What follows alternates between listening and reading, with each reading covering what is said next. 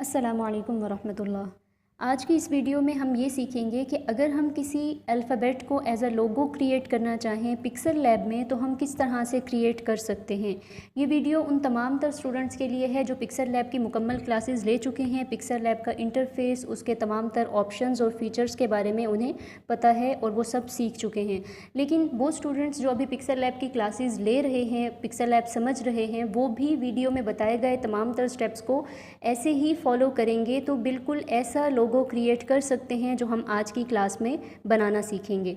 तो इसके लिए हमें करना ये होगा, हम पिक्सल लैब ओपन करेंगे और पिक्सल लैब ओपन करने के बाद हमारे पास ये जो कंफर्मेशन मैसेज आएगा इसको हमने कैंसिल कर देना है और न्यू टेक्स्ट यहाँ पर आपको बाय डिफ़ॉल्ट मिल जाएगा। आपने इसको सिलेक्ट कर डिलीट कर देना है क्योंकि हम एज अ फ़ॉन्ट कोई लोगो नहीं बना रहे, बल्कि पिक्सल लैब में शेप्स की मदद से हम किस तरह से कोई अल्फ़ाबेट क्रिएट करके उसको लोगो की शक्ल दे सकते हैं, लोगो के स्टाइल में क्रिएट कर सकते हैं, हम ये सीख रहे हैं। तो इसके लिए सबसे पहला स्टेप हमारे पास ये है कि आपने ये जो थर्ड ऑप्शन है इस पर क्लिक करना है और यहाँ आपको शेप्स का ऑप्शन मिल जाएगा।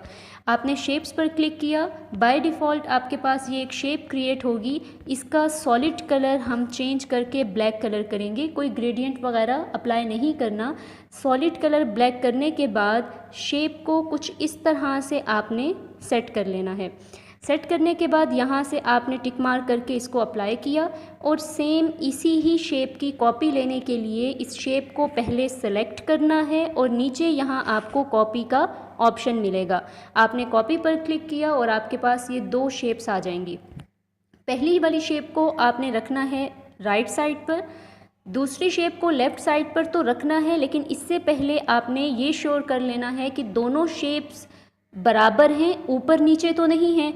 इसलिए आपने शेप को सिलेक्ट करना है और पोजीशन के ऑप्शन पर आकर अगर शेप कहीं से ऊपर नीचे है तो मूव को आपने यहाँ से 1px करने के बाद, क्योंकि मैंने ये पहले क्लासेस में बता चुकी थी पिक्सल लैब की जब क्लासेस हो रही थी कि अगर हमने एक बड़ा स्टेप लेकर किसी ऑब्जेक्ट को राइट लेफ़्ट टॉप बॉटम में मूव करना है तो हम यहाँ से अपना स्टेप बढ़ा देते हैं, और अगर आपको बिल्कुल माइनर सा अपना ऑब्जेक्ट राइट लेफ़्ट या टॉप बॉटम पर लेकर आना है तो आप यहाँ से अपना स्टेप कम करके 1px कर देते हैं। लिहाजा मैंने 1px किया और थोड़ा सा इसको इस ऑप्शन को क्लिक किया क्योंकि मुझे लग रहा था कि जो दूसरी वाली शेप है ये पहली शेप के थोड़े से नीचे है, इसलिए मैंने टॉप ऑप्शन को क्लिक किया और यहाँ से अप्लाई कर दिया।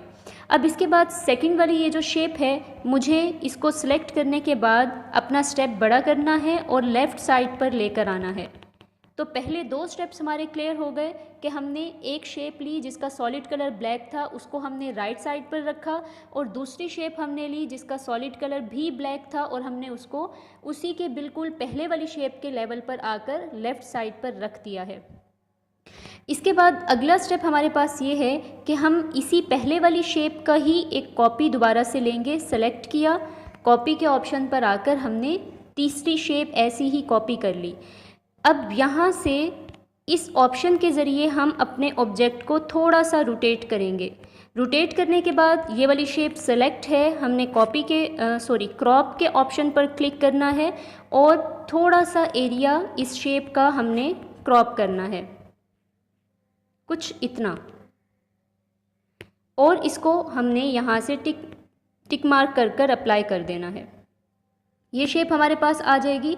अब आपने इन दोनों शेप्स के कॉर्नर को कुछ इस तरह से एडजस्ट करना है कि देखने में बिल्कुल ये फील ना हो कि दो अलग शेप हैं, बल्कि यूँ लगे कि एक ही शेप ली गई है और उसको यहाँ पर क्रिएट किया गया है। तो इसके लिए आपको स्टेप बाय स्टेप थोड़ा सा पोजीशन के ज़रिए 1-2 मूव करके लेफ़्ट या राइट करके सेट करना है और बिल्कुल दोनों शेप्स के कॉर्नर्स को आपस में मर्ज कर ग्रुप कर देना है। ये देखिए, अब यहाँ से इसके कॉर्नर्स बिल्कुल बराबर हैं। इसके बाद हमने क्या करना है, अगला जो हमारा स्टेप है वो ये है कि हम एक दोबारा से शेप लेंगे। बाय डिफ़ॉल्ट जो हमारे पास शेप आती है, थोड़ा सा रिसाइज़ किया और इसका सॉलिड कलर ब्लैक कर दिया और ओके। अब ये वाली शेप हमारे पास सेलेक्ट है, और सेलेक्ट करने के बाद आपने यहाँ मास्क का ऑप्शन ढूंढना है। मास्क के ऑप्शन पर आप क्लिक करेंगे और आपके पास जैसे ही मास्क के ऑप्शन पर क्लिक करेंगे ये हैंडल्स बने हुए आ जाते हैं। मास्क पर हम पूरी क्लासेस ले चुके हैं। तो हमने करना ये है, पहला स्टेप ये है, ये वाला कॉर्नर आप सेलेक्ट करेंगे और इसको यूँ मूव करते हुए इस कॉर्नर पर ऊपर लेकर आएंगे। दूसरा स्टेप ये है कि आपने यहाँ इस वाले कॉर्नर पर इस डॉट पर क्लिक किया और इसका राइट साइड का जो हैंडल है यूँ आपने कुछ इतना ड्रैग करना है कि ब्लैक पार्ट यहाँ पर ख़त्म हो जाए, मास्क के अंदर आ जाए। तीसरा स्टेप ये है कि इस हैंडल पर, इस डॉट पर आपने क्लिक किया और ये जो ऊपर की तरफ का हैंडल है इसको आपने यूँ ड्रैग कर कर नीचे लेकर आना है और इस लाइन के बिल्कुल बराबर में रख देना है, कुछ इस तरह से। ये सब करने के बाद इनेबल का ऑप्शन हमने ऑन किया। ऑन करने के बाद कॉपी के ऑप्शन पर आकर आपने एक इसी की जो मास्क अप्लाई किया जिस स्टाइल में, उसी की आपने कॉपी लेनी है और मास्क मोड जो है वो आपने आउट सेलेक्ट करना है। ये सिलेक्ट करने के बाद अभी आपने अप्लाई नहीं करना, बल्कि सेलेक्ट का जो ऑप्शन है इस पर क्लिक करना है और यहाँ से कुछ इस तरह से आपने सेट करना है इन मास्क की पोजीशन को। अब आप जितना थिक रखना चाहें, जितना आप कर्व देना चाहें, ये डिपेंड करता है आप पर, आप कर सकते हैं।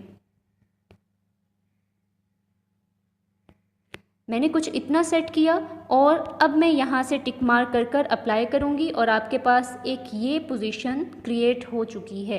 अगर आप चाहें थोड़ा सा मज़ीद थिक रखना चाहें तो आप कर सकते हैं। मैंने अनडू किया, दोबारा से मास्क पर हम आए, ये दोबारा से स्टेप देख लीजिए आप। हमने इस तरह से सेट किया इस एंगल को यहाँ पर और ऊपर वाला हैंडल नीचे लाकर हमने इतना कर्व किया था। इनेबल किया, कॉपी ली, आउट सेलेक्ट किया, सेलेक्ट ऑप्शन के ज़रिए हमने यहाँ से कॉर्नर्स को सेलेक्ट करना है। अब ये आप जितना थिक रखना चाहें डिपेंड करता है आप पर, आप रख सकते हैं, लेकिन अगर सेम इसी को कॉपी कर लें तो भी ठीक है।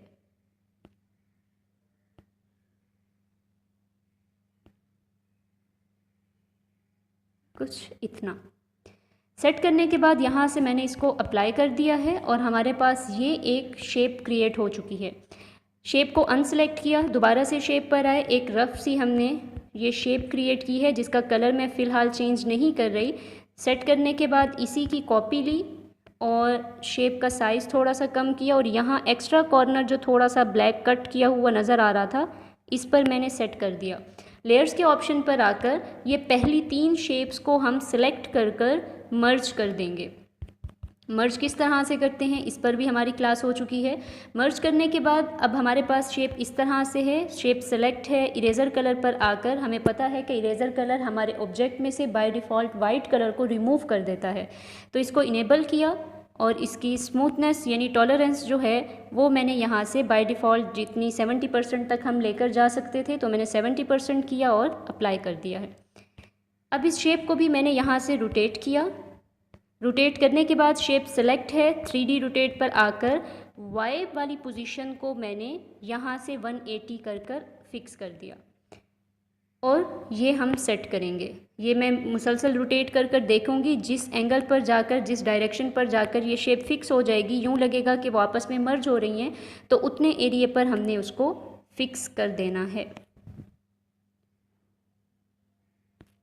थोड़ा सा मज़ीद रोटेट किया और ये हमारे पास शेप जो है क्रिएट हो गई। यहाँ पर थोड़ा सा मैं ऊपर लेकर आ रही हूँ, इतना। अब ये शेप सेलेक्ट है और दोबारा से मैंने इसकी कॉपी लेनी है। ये शेप कॉपी कर ली और ये हमने यहाँ पर सेट की। अब इसकी सिलेक्शन के लिए भी हमें थोड़ा सा पोजीशन के ऑप्शन से हेल्प लेनी है। इसका मूव भी हमने 1px किया और इतना हमने डिस्टेंस रखना है कि हल्की सी दोनों शेप्स के दरमियान एक लाइन सी नज़र आए, लेकिन मर्ज ना हो आपस में, कुछ इस तरह से। अप्लाई कर दिया। इसके बाद अब जो हमने ये ब्लैक शेप एक कॉपी शुरू में की थी सेकंड स्टेप में, इसको मैंने सिलेक्ट किया और पोजीशन की मदद से मैं इसको भी पहले वाली शेप के इक्वल कर कर थोड़ा सा मर्ज कर दूंगी, यानी ये 2 शेप्स भी हमारी क्या हो जाएंगी, मर्ज हो जाएंगी। इसके लिए थोड़ा सा मुझे मज़ीद सेटिंग करनी है। पहले वाली शेप को मैंने सेलेक्ट किया और रोटेट करना है मुझे। ये रोटेट किया कुछ इतना, और ये यहाँ पर। अब दूसरी शेप को भी मैं सेट कर रही हूँ। तो ये आप सेट कर कर खुद ही देख सकते हैं, जिस एंगल पर आपको लगे कि बिल्कुल परफेक्ट है तो आप वो एंगल जो है यूज़ कर सकते हैं। ठीक हो गया। पोजीशन पर आकर दोबारा से मैं इसको सेट कर रही हूँ थोड़ा। ओके, अब ये वाली शेप ली, इसकी भी हमने पोजीशन जो है मूव जो है 1px रखा, और यहाँ से राइट साइड का जो हमारे पास ऑप्शन है इसको सिलेक्ट कर कर मुसलसल मैं पहले वाली जो एक कर्व या मास के ज़रिए से हमने जो एंगल एक क्रिएट किया है उसके इक्वल लेकर आऊँगी और अप्लाई कर दिया। थोड़ा सा अभी एक पोजीशन एक स्टेप और आगे आएगा, सॉरी,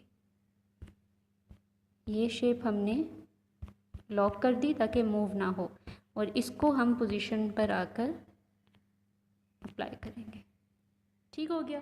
अब हमने करना ये है, अगला स्टेप हमारा ये है कि इस शेप को और इस वाली शेप को हमने मर्ज कर कर ग्रुप कर देना है। तो लेयर पैनल पर आकर आपने देखना है, पहले मर्ज करने से पहले देखना है कि वाकई ही ये वही शेप है, ये इधर से तो कोई शेप नहीं आ गई। कौन कौन सी शेप्स हैं? एक ये शेप, फिर ये, और ये एक। लेयर पैनल पर हम आए, अनलॉक मैंने कर दिया, पहली को सिलेक्ट किया, हमें पता चल गया कि ये वाली शेप है।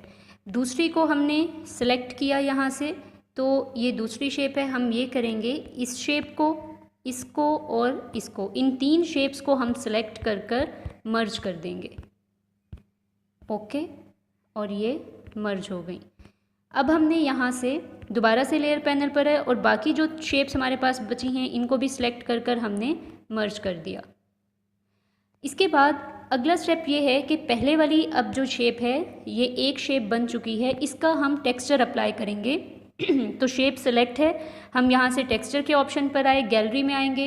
मैंने इंटरनेट से पहले से डाउनलोड कर रखे हैं, और जिस कलर के भी आप टेक्सचर यूज़ करना चाहें कर सकते हैं, लेकिन मैं जो टेक्सचर यूज़ कर रही हूँ फ़िलहाल वो ये गोल्डन कलर का टेक्सचर है। मैंने ये अप्लाई किया है। अप्लाई करने के बाद मैंने इसकी रेशो वगैरह को यहाँ से कुछ नहीं किया, सिर्फ इनेबल कर दिया। ठीक हो गया, अप्लाई हो गया। अगली शेप को मैंने सेलेक्ट किया, इसके टेक्सचर पर आकर यहाँ भी आप टेक्सचर का कोई भी कलर अगर अप्लाई करना चाहें अपनी मर्ज़ी से आप बिल्कुल कर सकते हैं, लेकिन मैं यहाँ से ब्लू कलर का टेक्सचर ले रही हूँ और इसको मैंने अप्लाई किया है। इसके बाद अगला स्टेप हमारे पास ये है कि हमने बैकग्राउंड चेंज करना है। तो बैकग्राउंड के लिए भी आप अपनी मर्ज़ी से कोई भी टेक्सचर ले सकते हैं। फ़िलहाल मैंने जो टेक्सचर यहाँ पर बैकग्राउंड के लिए लिया है, बैकग्राउंड चेंज करने के लिए मैं सेकंड लास्ट ऑप्शन पर आऊँगी और यहाँ से मैंने फ्रॉम गैलरी पर क्लिक किया। आप इंटरनेट से 3D टेक्सचर भी ले सकते हैं, 3D बैकग्राउंड वगैरह लेना चाहें आप वो भी ले सकते हैं, डिपेंड करता है। ये काफ़ी सारे यहाँ पर मौजूद हैं। मैंने एक ये टेक्सचर लेकर, बैकग्राउंड है, इसको मैंने अप्लाई कर दिया। इंपोर्ट कर कर लेकर आऊँगी, ठीक है। और ये हमने ओके किया। अब ये एज अ पिक्चर है, एज अ बैकग्राउंड नहीं है, क्योंकि हम किसी पिक्चर को अगर एज अ बैकग्राउंड लेकर आएँ फ्रॉम गैलरी के ज़रिए तो वो फिक्स हो जाता है हमारे बैकग्राउंड पर, लेकिन अगर आप इंपोर्ट कर कर लाएँ तो फिर वो फिक्स नहीं होता। और इसको मुझे 2 बैक करना है और यहाँ से मैंने इसका साइज़ बड़ा कर देना है। तो ये डिपेंड करता है आप पर, आप कोई भी टेक्सचर ले सकते हैं। मेरे पास काफ़ी सारे टेक्सचर्स मौजूद हैं, आप जो भी लेना चाहें अपनी मर्ज़ी से। मैं बाद में 2-3 और टेक्सचर भी आपको यूज़ करके दिखा दूँगी। इसके बाद अगला स्टेप ये है कि अब आपने लेयर पैनल पर आकर इन सब लेयर्स को, बैकग्राउंड के अलावा जो 2 लेयर्स हमारे पास थी, इनको मर्ज कर देना है ताकि ये एक ग्रुप हो जाए और आपके लिए मूव करना आसान हो जाए। ये देखिए, जितना आप साइज़ रखना चाहें आप साइज़ रख सकते हैं। अब अगला स्टेप हमारे पास ये है, हमने थोड़ा सा इसकी खूबसूरती के लिए, इसको थोड़ा सा स्टाइलिश करने के लिए ये करना है कि आपके पास ये शेप सेलेक्ट हैं और आपने यहाँ इम्बोस के ऑप्शन पर आकर इसको इनेबल किया है और 68% हम इसको करके देखते हैं और लाइट का जो एंगल है वो हम 59 रख लेते हैं। ये परसेंटेज भी आप अपनी मर्ज़ी से सेट कर सकते हैं, जहाँ पर जितना आपको लगे कि ये ठीक आपको लग रहा है अपनी मर्ज़ी से आप कर लीजिएगा। और इसकी हार्डनेस जो है वो मैंने 51% की है, और इसका जो बेवल है वो बाय डिफ़ॉल्ट 40 है, लेकिन मुझे 1 करना है। ओके हो गया। अब हम आ जाते हैं शेडो पर, इसको इनेबल किया। ब्लैक कलर का मैंने शेडो लिया है, कोई अलग कलर नहीं लिया। और इसका ब्लर जो है वो मैंने 0% किया। ऑफसेट एक्स जो है वो मैंने -1 किया है, -2 चलें ठीक है। और ऑफसेट वाई जो है वो मैंने 4% किया है, और ओके ठीक है। और अगर बैकग्राउंड आप चेंज करना चाहें तो बिल्कुल कर सकते हैं, यानी अगर ये सूट नहीं कर रहा तो आप यहाँ से आ जाइए फ्रॉम गैलरी पर, एल्बम्स पर आ जाएं। टेक्सचर बहुत सारे इंटरनेट पर मौजूद हैं, आप अपनी मर्ज़ी से कोई भी टेक्सचर जो है वो बैकग्राउंड पर यूज़ कर सकते हैं, इंपोर्ट करके भी और एज अ पिक्चर भी। ओके हो गया। और ये देखिए, अब आप इसको सेव एज़ प्रोजेक्ट भी कर सकते हैं और सेव एज़ इमेज भी कर सकते हैं। सेव एज़ इमेज करने के बाद हमने सेव टू गैलरी किया है, सेव हो गया। अब हम आ जाते हैं गैलरी में, और ये देखिए हमारा लोगो जो है वो यहाँ पर तैयार है। तो आज की वीडियो में हमने अल्फ़ाबेट M के ज़रिए हमने लोगो बनाया और शेप्स की मदद से बनाया, कोई फ़ॉन्ट हमने यूज़ नहीं किया। इंशाल्लाह आगे की वीडियोस में भी हमारी ये कोशिश होगी कि हम डिफरेंट अल्फ़ाबेट्स को एज अ लोगो क्रिएट किस तरह से कर सकते हैं, वो अगली वीडियो में इंशाल्लाह हम देखेंगे। तब तक के लिए इजाज़त दीजिए। अस्सलामु अलैकुम वरहमतुल्लाह।